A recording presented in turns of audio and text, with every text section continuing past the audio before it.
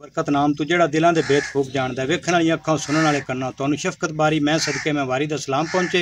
मेरे चैनल नू वेखण सुनन लाइक ते सबसक्राइब करने वाले सारे मेरे भरावां नू खुश आमदीद। अजीज़ां ने मन अल्लाह और अल्लाह दी कलाम ते साडा यकीन है, असीं मुसलमान है।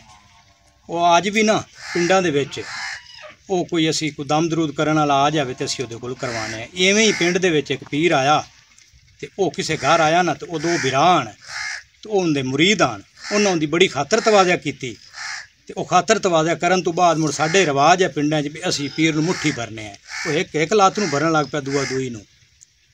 वो थोड़ी देर तो बाद ना एक ने आख्या मैं यार गां नूं पानी पिवा लवां, चलो। वो पिछू पीर दूए नूं आख्या भी यार इस लात ते आ जा। उस आखे लात होंदी इहनूं मैं मुट्ठी कोई नहीं भरनी आ, चलो।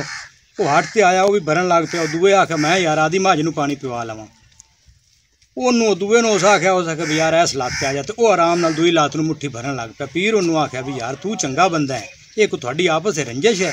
उन्होंने मैं आख्या भी लात नूं मुट्ठी भर, उस आखे उनकी लात है मैं इन्हूं मुट्ठी को नहीं भरनी। उस आख्या अच्छा, उस मुड़ इंज आख्या, उस आख्या मैं उनकी लात है ही वड्डनी। वो पीर अगे ते मुरीद गुआड़ी लैके पिछे।